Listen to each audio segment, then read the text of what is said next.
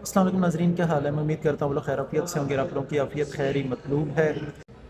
ناظرین، ایئرپورٹ پر ہونے کی وجہ سے شور کی وجہ سے معذرت خواہ ہوں۔ ناظرین، آج بات کریں گے مرغی کے پنجوں کی یخنی کی، یا آپ سوپ بنانا چاہتے ہیں سوپ بنا لیں، کھانا چاہتے ہیں آپ کھا لیں۔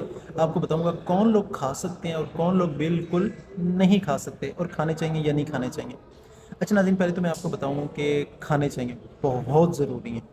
کیوں ضروری ہے میں آپ کو پہلے وہ بھی بتا دیتا ہوں۔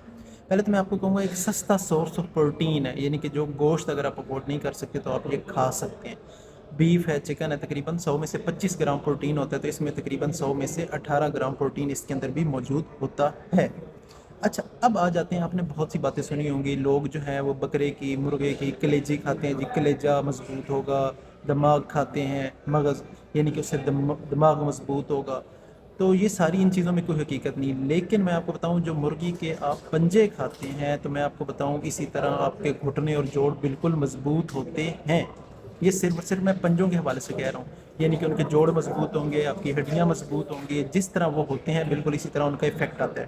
چلیں وقت کو ضائع نہیں کرتے، تقریباً 60 سے زیادہ اس طرح کی سائنٹیفک اسٹڈیز موجود ہیں جو ہمیں کیا بتاتی ہیں، وہ ہمیں یہ بتاتی ہیں، بلکہ میں اسے سمجھانے کے لیے آسان الفاظ میں آپ کو بتاتا ہوں۔ اگر آپ نے مرغی کے کبھی پٹ کھائے ہیں جو ہم تھائیز کہتے ہیں، آپ نے کھایا ہوگا، اس کے اوپر ایک مروکڑی سی بڑی نرم سی کرسپی سی ہڈی ہوتی ہے، وہ کارٹلیج ہم اسے کہتے ہیں۔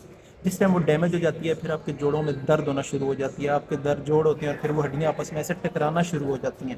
تو یہ کبھی نہ کبھی آپ کے ساتھ فیس ہوا ہوگا، اپنے بزرگوں میں یا کسی نہ کسی میں دیکھا ہوگا۔ ناظرین، اگر آپ مرغی کے پنجے کھاتے ہیں تو اس میں جو پروٹین ہے وہ تقریباً 60% جو ہے وہ کولیجن ہے، وہی ہے جو کارٹلیج میں موجود ہوتا ہے۔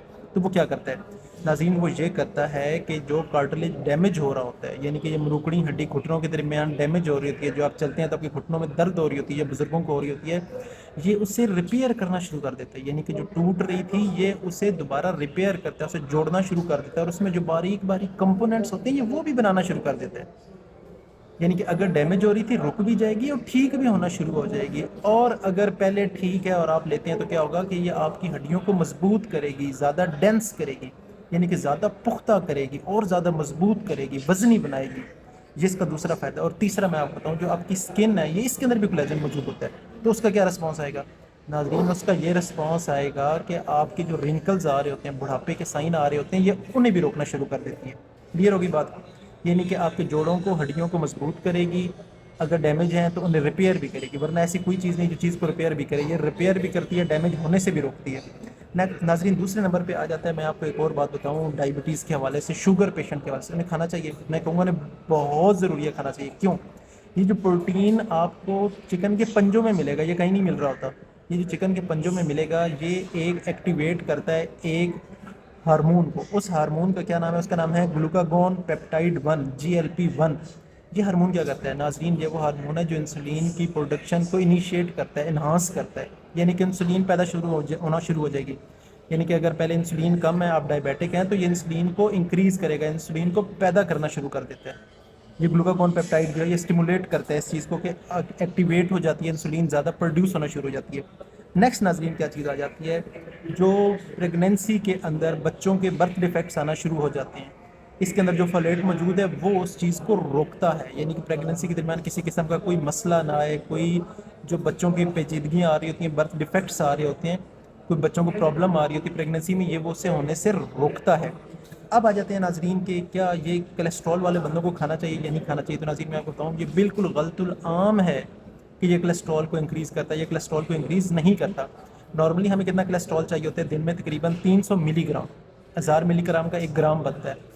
تو اور جو بندے کولیسٹرول جن کا ہائی رہتا ہے وہ میکسیمم 200 ملی گرام لے سکتے ہیں۔ اگر آپ یہ 100 گرام لیتے ہیں تو یہ ہارڈلی آپ کو 84 صرف ملی گرام کولیسٹرول دیتا ہے، یعنی کہ یہ غلط العام ہے کہ یہ بندوں کا کولیسٹرول ہائی کرتا ہے، یہ بالکل ہائی نہیں کرتا۔ اب آ جاتی ہے لاسٹ میں یورک ایسڈ والوں کے حوالے سے۔